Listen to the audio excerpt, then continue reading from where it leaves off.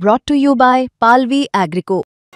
पालवी ॲग्रिको, भारताचा पहिला AI तंत्रज्ञानावर आधारित B2B आणि B2C ई-कॉमर्स प्लॅटफॉर्म. शेतीसाठी जे काही लागणार थेट तुमच्या बांधावर पोहोचणार, मोबाईलच्या एका क्लिकवर. शिवसेनेचे आमदार असलेल्या भूमपरंडा विधानसभा मतदारसंघात एकनाथ शिंदे आले, त्यांनी पाहणी केली. आज ज्यावेळेला मी इथे कळंबमध्ये आहे तिथे उद्धव ठाकरे आले, त्यांनी सुद्धा पाहणी केली. त्यांच्याच पक्षाचा आमदार इथे आहे.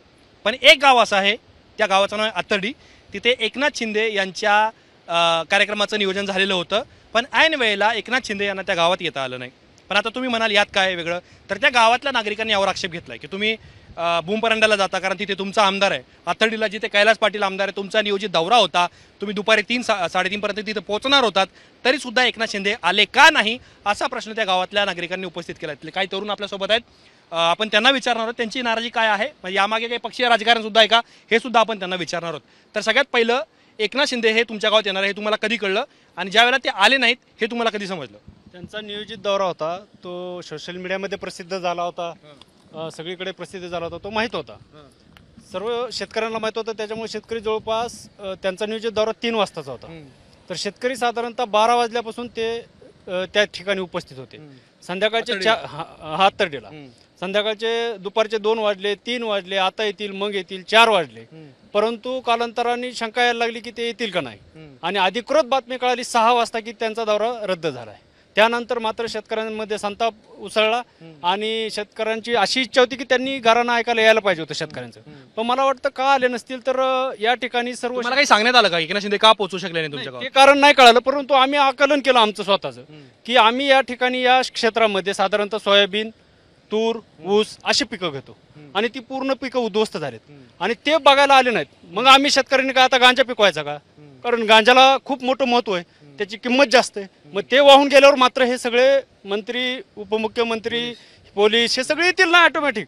आज आमची इच्छा होती की त्यांनी यावं, आमचं घरानं ऐकावं, परंतु ते आले नाहीत. ठीक आहे, शेतकरी देखील ह्या गोष्टी सर्व लक्षात ठेवतील, परंतु ठीक आहे, आमचा काय रोष आहे फक्त कारण आमचं नुकसान झालंय.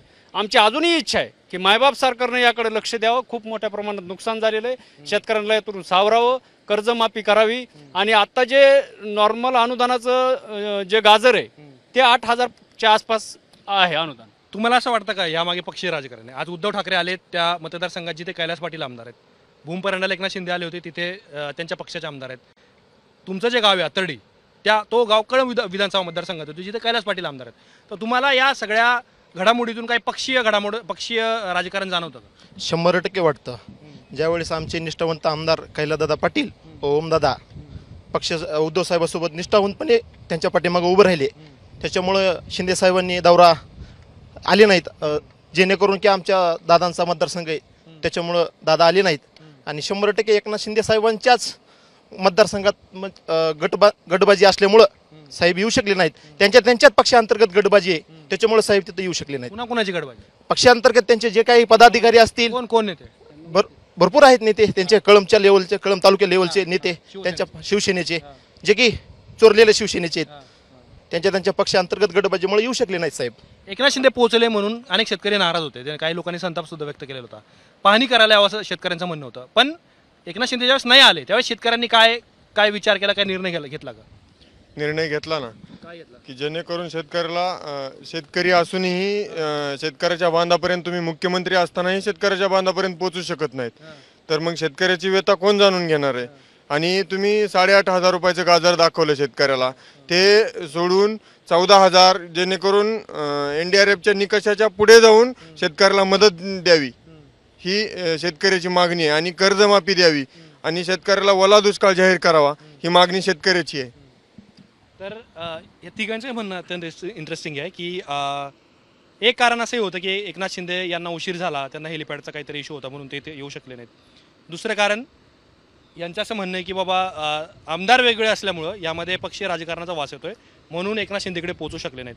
अर्थात पूरग्रस्त स्थिती आहे, इथे सरकारची मदत, सरकारचे लोकप्रतिनिधी पोहोचणं अत्यंत गरजेचं आहे, लोकांना दिलासे देणं अत्यंत गरजेचं आहे. आता मी जिथं उभा आहे इथं काही वेळापूर्वी उद्धव ठाकरे येऊन गेलेत, त्यामुळं नागरिकांचं जे त्यांच्या तक्रारी आहेत त्या प्रशासन दरबारी, सरकार दरबारी पोहोचणं अत्यंत गरजेचं आहे. आता एकनाथ शिंदे का आले नाहीत हा वेगळा प्रश्न झाला, किंवा शिवसेनेच्या नेत्यांनी याबद्दल अजून काही स्पष्टीकरण दिलेलं नाही, पण त्यामुळे सुद्धा इथले जे नागरिक आहेत आतर्डी गावातले त्यांचा रोष आहे, त्यांची नाराजी आहे, ही शिवसेनेच्या नेत्यांना एक प्रकारे समजून घ्यावी लागेल. तुम्हाला सगळ्या प्रकरणांबद्दल काय वाटतं?